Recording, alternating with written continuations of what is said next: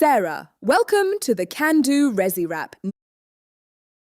96.8%. That's the residential absorption rate on Galileo Tower at Waterfall City.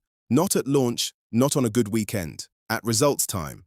And the company behind it is sitting on 1.3 million litres of water storage that has nothing to do with Johannesburg's municipal grid.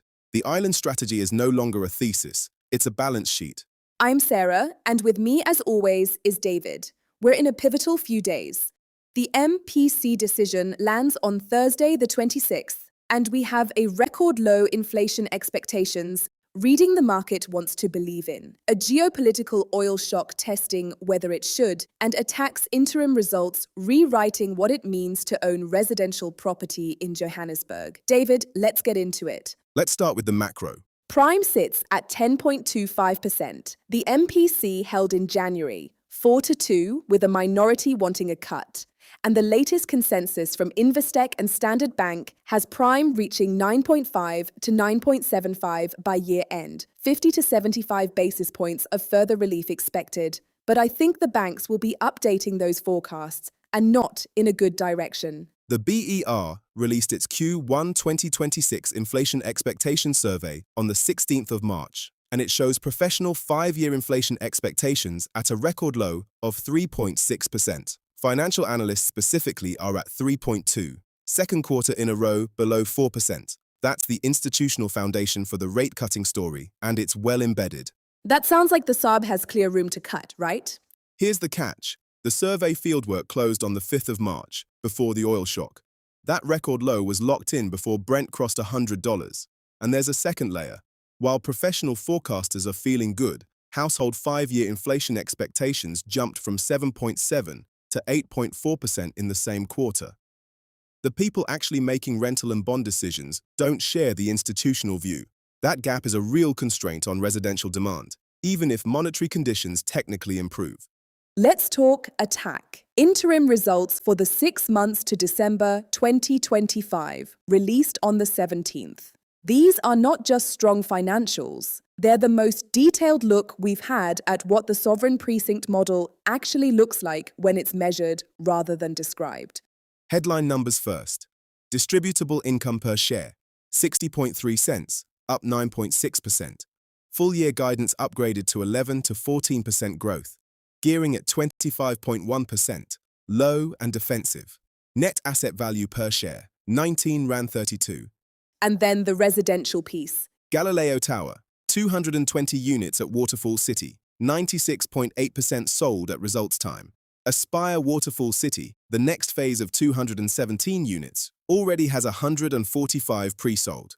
2.1 billion Rand in active development pipeline. And the infrastructure number, 1.3 million litres of water backup installed. Municipal recovery ratio, 95.3%. Near complete self-sufficiency from the grid. That last number is the one I keep coming back to. 95.3% of what they need, they generate or store themselves.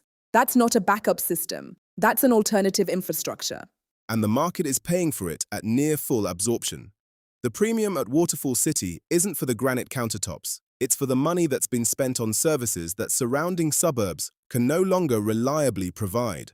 Water storage, solar generation, security. The precinct has essentially privatized its civic infrastructure, and buyers are treating that as the asset itself. So what does that mean for the rest of Johannesburg? The contrast is stark. Traditional suburban stock in non-precinct Johannesburg sits at the other end of that trade. Lightstone has the province at 2.8% house price growth, but that provincial number is almost meaningless without separating a Waterfall City from a Johannesburg suburb where the water pressure varies by the hour. 2 markets, 1 province, 1 headline number. The island strategy in its most literal and measurable form. While institutional capital is going into Waterfall City, something quite different is happening at street level in the mortgage market. Uber Home Loans released data this period that tells a story of fast origination growth and the risk sitting underneath it. Application volumes up 9%. The rand value of applications up 17%. Banks are offering average rate concessions of prime less 6.5%. And first-time buyer deposits have fallen from 15.6% to 12.8% in a single year. First-time buyers now make up roughly 47% of all origination activity, about half the mortgage market. Those are striking numbers, deposits falling, concessions rising, volumes climbing. On the surface, that reads as an affordability story. More people can get in. It reads that way. It's also a risk story. Banks aren't doing this because fundamentals have suddenly strengthened. They're competing hard for a shrinking pool of borrowers who actually qualify to keep their origination numbers up. Lower deposits and bigger rate concessions are tools of competition. They're not a sign the market is in great health. And this group they're bringing in, the first-time buyers at around 13% deposit and prime less 6.5. What's their position if the rate cut timeline stalls? It's a difficult one. The consensus coming into this year had prime reaching 9.5 to 9.75 by December. A buyer who came into the market on that basis, with a thin equity buffer, faces immediate pressure if the SARB is forced to hold, or issues a hawkish statement on the 26th. Household debt is sitting at about 62% of disposable income nationally.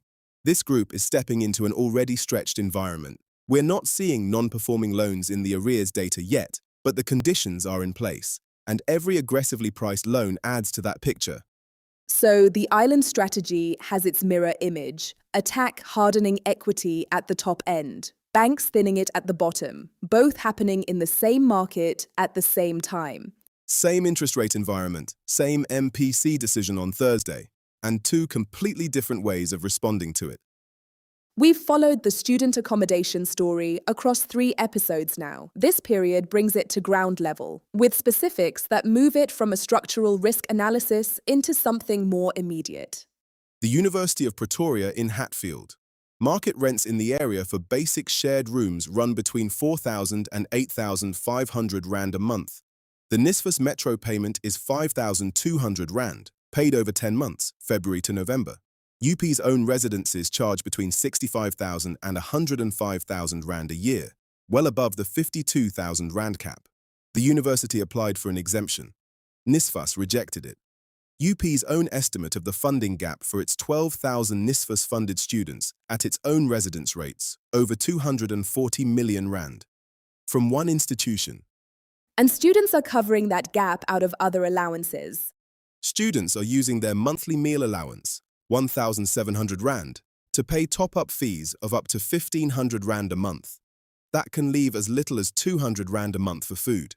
This isn't a yield story anymore, it's a food security story. It triggered protests at Hatfield on the 9th of March, non-violent but disruptive. Meanwhile, at the Cape Peninsula University of Technology, where the metro cap is already 30% below prevailing market rents, students are sleeping in campus facilities. Nationally, around 75,000 students have a signed lease and are waiting for a payment that hasn't come through.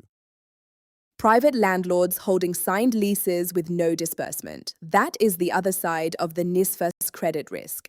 And on the development side, Heriot REIT broke ground on the Fibonacci in Mowbray, Cape Town.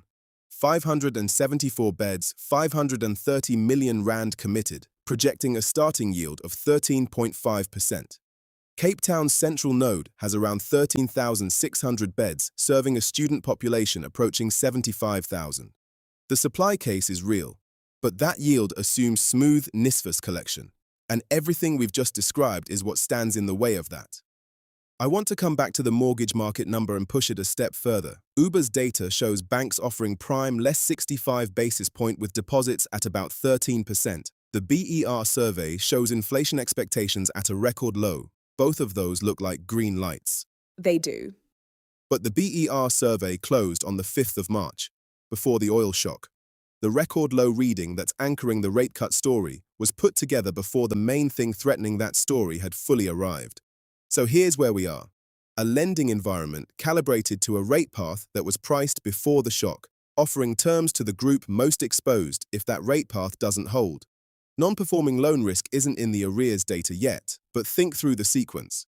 Banks compete for borrowers with thin equity and aggressive concessions. The SARB holds or issues a hawkish statement on the 26th, cuts expected in the first half shift to the second half or beyond, and buyers with 12.8% deposits and household debt at 61.6% of disposable income start missing payments. Everything needed for a credit quality problem is in place. What's missing is the trigger. So the question going into Thursday isn't just cut or hold. It's whether the banking sector has actually stress-tested its first-time buyer book against a scenario where prime stays at 10.25 until the end of the third quarter. And if so, what does that look like? Or worse, what if inflation gets away from them and the SARB has to raise when buyers and banks have both been positioning for cuts? An open question going into the most consequential MPC in months. That's it for the SA residential wrap. Watch for the SARB's tone as much as the decision itself. A hold with a hawkish statement lands very differently to a hold with a neutral one. And in this market, the language matters as much as the number.